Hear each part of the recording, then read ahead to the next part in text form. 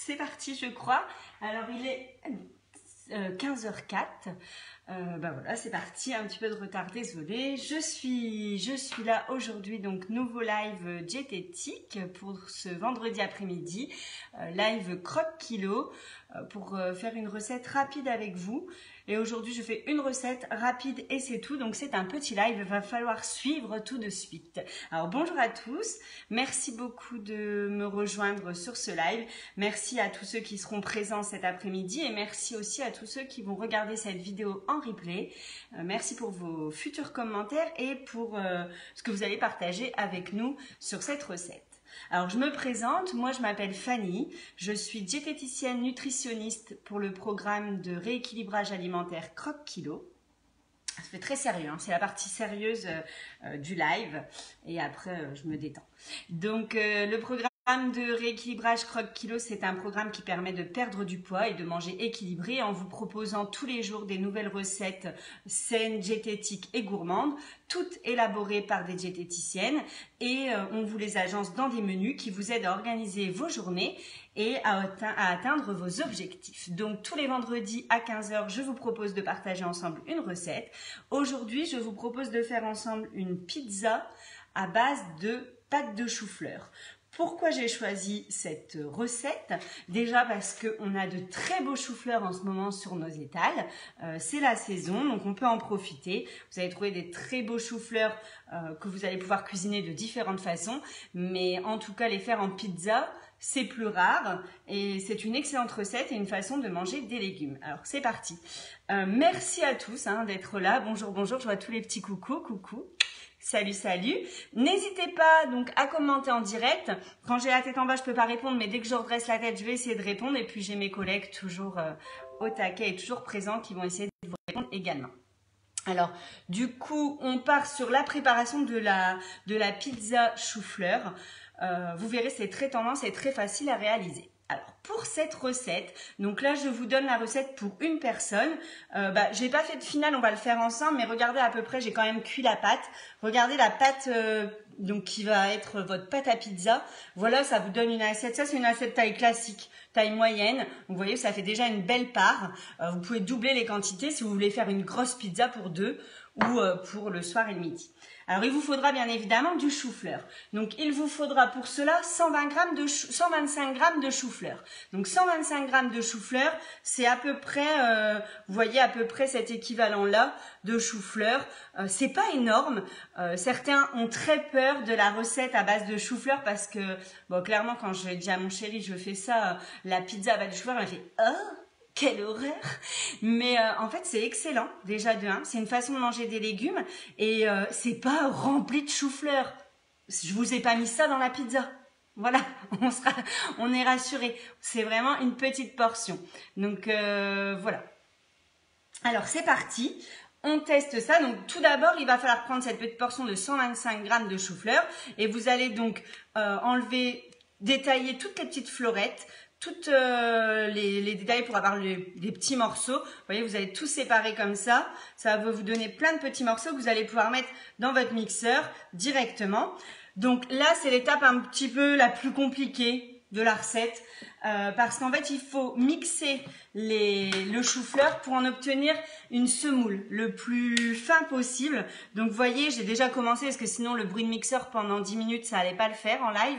J'ai déjà commencé. Donc, vous voyez, on essaye d'obtenir la semoule la plus fine possible. Alors, vous pouvez utiliser le mixeur de votre choix ou le mixeur que vous avez chez vous. Moi, j'ai celui-là. Je sais pas si vous voyez bien. C'est vraiment le mixeur classique. Le mixeur de base, ça c'est récupéré de maman, de mamie. C'est vraiment le modèle basique avec lequel je fais la soupe. Mais j'ai trouvé qu'en mixant, il restait quand même encore un peu de morceaux. Donc je me suis dit allez, je le repasse au baby cook. Donc je vous montre mon petit baby cook. Il est là normalement, on ne voit pas. On en est là, il est là mon baby cook. Donc le baby cook c'est le robot pour les enfants. Et c'est vrai que le baby cook ça marche bien parce que ça mouline vraiment pas mal. Donc pour essayer vraiment... Donc en fait le problème du chou-fleur c'est que comme c'est mouillé, il va se coller aux parois et on va sans cesse être obligé de secouer pour remixer encore. Après, il y a des mixeurs qui marchent plus ou moins bien. En fait, plus vous avez des mixeurs puissants au-dessus de 500, 600, 700, 800, jusqu'à 900, où là, ça va vraiment être le top. Voilà, bon, j'avais déjà commencé, donc il faut, je pense, en fonction de votre mixeur, une dizaine de minutes pour obtenir vraiment une belle semoule bien fine. Mais le problème, c'est ce que je vous dis, c'est qu'avec l'eau du chou-fleur, ça a tendance à coller. Donc, il faut sans cesse remuer, remixer, remuer, remixer. Mais après, l'idée, c'est d'obtenir une belle semoule. Je ne sais pas si vous voyez bien, vous voyez quelque chose d'assez fin. Donc, une fois qu'on a obtenu cette semoule, avec nos 125 g de chou-fleur, on vient les déposer. Qu'est-ce que vous voyez bien? On vient les déposer donc dans un petit bol. Je viens mettre un torchon et je viens mettre mon chou-fleur dedans. Donc en fait l'idée c'est d'essorer au maximum dans le vélo pour que ça permette de faire vraiment quelque chose qui va plus adhérer, qui va moins rendre d'eau, parce que les légumes, on le sait, sont gorgés d'eau. Et forcément, là, on veut une base de pâte. Donc, s'il y a trop d'eau, on va pas avoir un super résultat. Donc, on va venir, entre guillemets, essorer le chou-fleur. C'est un peu ça. Donc, voilà, on récupère tout. On l'enferme dans ce petit torchon. Donc, c'est la technique la plus pratique pour vraiment essorer l'eau. On vient faire, vous voyez, une petite boule avec ce qu'on a là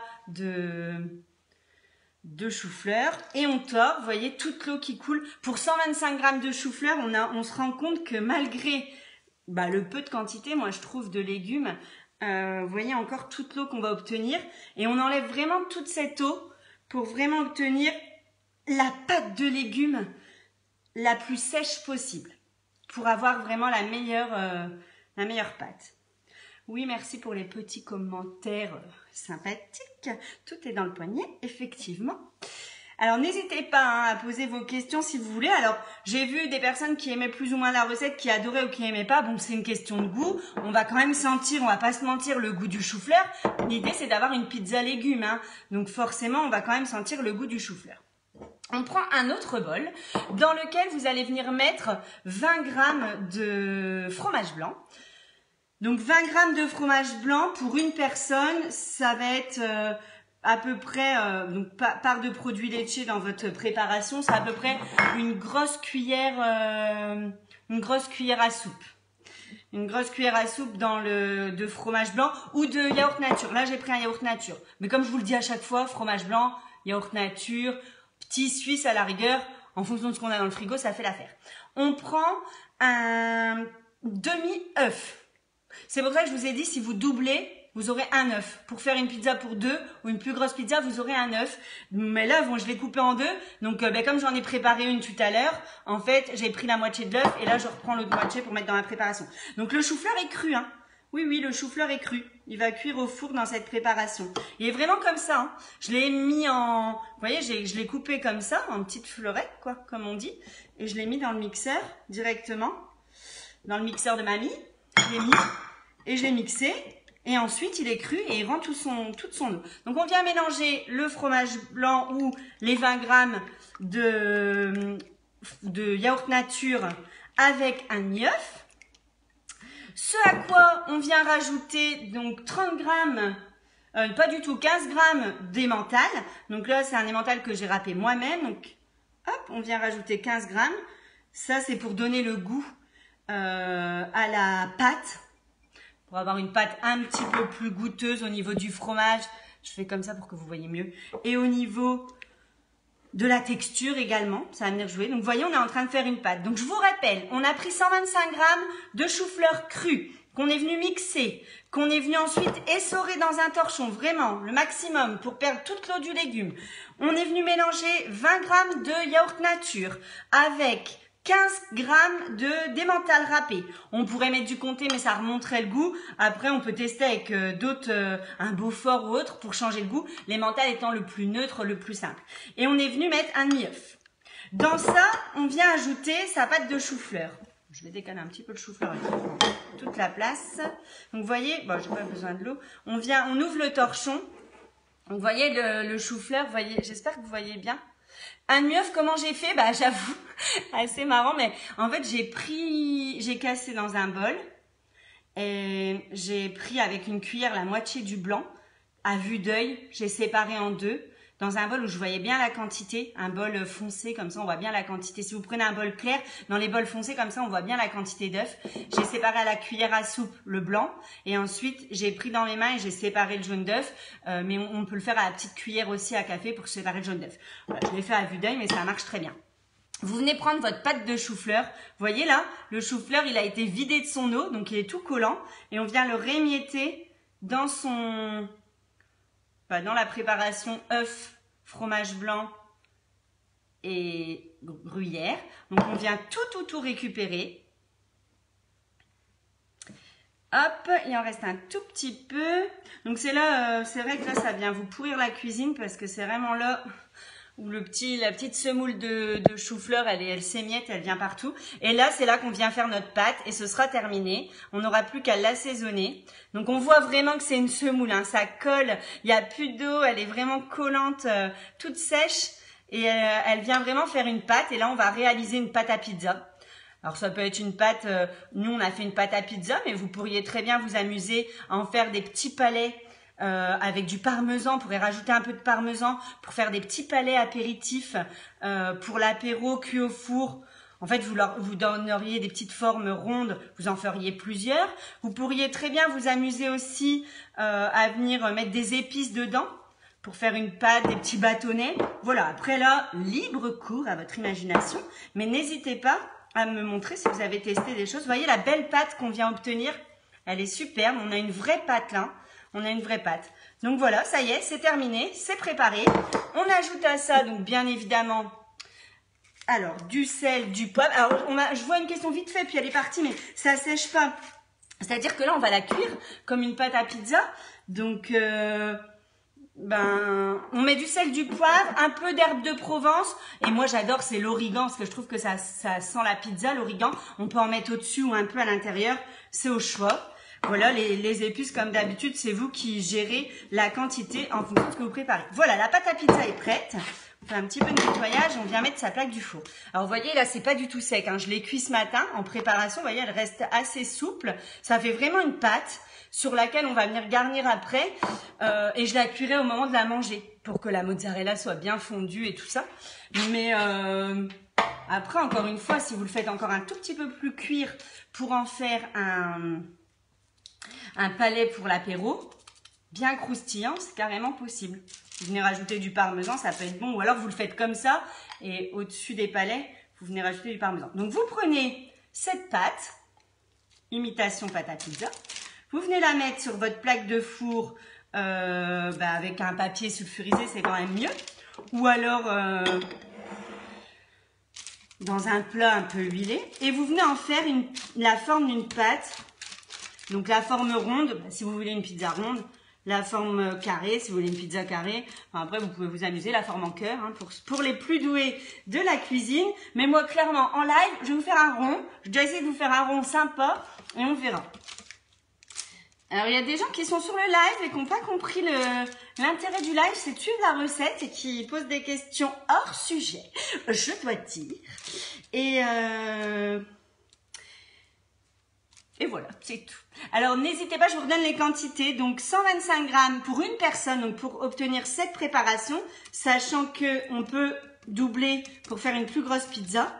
125 grammes de chou-fleur cru. Clairement, ça se teste pas avec d'autres choux. Ça va être très difficile de le faire avec un brocoli ou... voire impossible, parce qu'on va pas avoir cette belle texture. Donc, faut pas que ce soit trop fin. Faut que ce soit quand même un peu épais pour cuire et pour pas brûler et pour pas trop sécher et pour rester un peu moelleux. Voilà, donc une fois qu'on a un bon rond comme ça, on enfourne à 180 dans son four, 180 pendant 20-25 minutes. À vous de venir voir au bout de 20 minutes où en est la cuisson pour voir si c'est suffisant, sachant qu'une fois qu'elle sera garnie, vous la referez cuire encore 10 minutes pour faire fondre les ingrédients qui sont dessus, mais du coup, ça fera cuire votre pâte. Donc voilà, magnifique pâte. Et je vous le redis, avec cette pâte, vous pourriez très bien, avec un emporte-pièce, venir faire des petits ronds, ou des petits carrés ou des petits rectangles, mettre un petit peu de parmesan dessus, d'origan, et venir les laisser cuire dans ces cas-là une bonne demi-heure pour avoir quelque chose de bien sec. Et du coup, de venir le présenter pour l'apéro, voire avec une tartinade de thon dessus, ça peut être excellent. Oui, à four chaud. On fait chauffer le four avant, 180 degrés et à peu près 20-25 minutes. Donc voilà ce qu'on obtient une fois que ça sort du four. Faites abstraction des commentaires qui ne servent à rien. Je suis d'accord avec vous, mais c'est pas grave. On fait abstraction.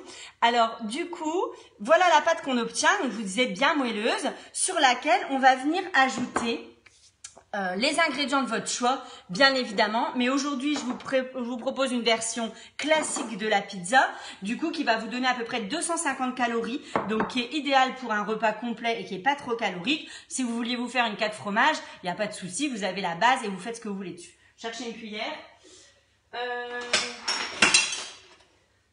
Non, voilà. Alors, on vient ajouter dessus donc du coulis de tomates. Donc, il nous faudra à peu près 30 grammes de coulis de tomates pour venir recouvrir cette pizza. Donc, je suis toujours dans les ingrédients pour une personne puisque j'ai fait la pâte pour une personne. Donc, franchement, avec 30 grammes de coulis de tomates, on a largement de quoi recouvrir. Donc, je vous le dis, là, je vous propose une pizza à 250 calories. 250 calories, sachant que pour un repas du midi, dans notre programme Croque Kilo et dans l'idée de perdre du poids, on part sur 500 calories et 400 calories le soir. Donc, si vous mangez 250 calories, ça vous laisse encore la place pour venir mettre une entrée, un dessert, une petite salade légèrement assaisonnée. Donc, vous voyez, c'est vraiment tout à fait faisable.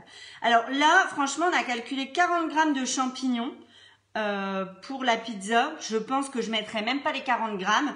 Donc, moi, ce que je fais, j'aime bien moi les champignons. Donc après, vous venez, si vous aimez pas les champignons, vous remplacez par des morceaux de tomates, bien évidemment. Vous pourriez très bien mettre des morceaux de poivron au choix. Vous pourriez aussi mettre 20 grammes de champignons et 20 grammes de tomates, c'est au choix. Donc là, je vais mettre des champignons et ce qui reste dans les 40 grammes, je les mettrai dans la petite salade verte avec un peu de tomate, ce sera excellent.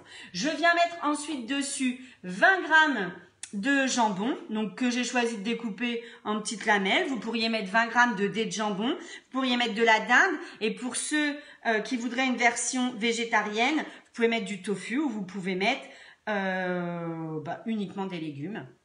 Voilà, là c'est vraiment libre au niveau de la composition de la pizza. On vient ajouter ensuite dessus de la mozzarella. Donc comme le jambon, on vient ajouter environ 20 grammes, pardon. Hop, donc de la mozzarella que j'ai coupée en billes. Et voilà, on va passer donc cette pizza toujours au four chaud qu'on a laissé chauffer en attendant.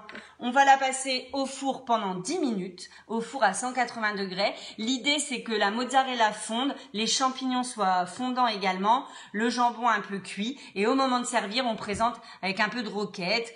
Ou alors, on vient ajouter, moi, ce que j'adore dessus pour donner le goût, un petit peu d'origan sur le dessus. Et voilà votre pizza avec 250 calories. Une façon de manger des légumes, une version végétarienne pour ceux qui veulent. Il n'y a même pas de farine dedans, donc c'est une version quand même très allégée et très revisitée. Ça peut être aussi une façon d'impressionner des convives en faisant une pâte qui change. Vous pouvez utiliser la pâte pour faire un roulé, par exemple, si vous souhaitez essayer des roulés avec du fromage frais et par exemple du jambon de dinde ou des légumes. Vous pouvez bien évidemment faire les petits gâteaux apéro. Voilà, c'est vraiment une pâte que vous pouvez utiliser pour faire plein de choses. Il faut quand même aimer le goût du chou-fleur. Donc pour ceux qui arrivent là et qui me demandent si c'est une tortilla, non, c'est une pâte de chou-fleur. On a fait une pâte à pizza base chou-fleur. Donc voilà, c'est très diététique. C'est vraiment une façon de manger sainement. Je ne suis pas du tout contre la pizza puisque je vous ai déjà présenté la pâte à pizza qui est présente dans nos recettes Croque Kilo, la pizza à base de tortilla, mais c'est une façon de varier, de changer différemment de façon de s'alimenter. Et puis pour les enfants, moi je suis plutôt pour ces petites alternatives qui vont permettre de leur faire manger un peu de chou-fleur en leur faisant croire qu'ils mangent une pizza. Je vais peut-être même essayer avec mon chéri. On se le dit juste entre nous, on lui dit pas. Et peut-être que ça va passer, à peut-être pas le sentir. Donc voilà, je vous montre cette belle pizza, 250 calories. Tentez l'expérience, tentez la recette. Partagez-moi vos photos comme d'habitude. Merci en tout cas d'avoir suivi. Retrouvez toutes les recettes et plus encore de pâtisseries, de gâteaux, de plaisir, les recettes gourmandes sur notre programme minceur Croque Kilo. Écoutez, je n'ai plus qu'à vous souhaiter à la semaine prochaine puisque je serai à nouveau présente vendredi prochain à 15 h avec une nouvelle recette. Je vous dis un grand merci et à très vite. Bye bye.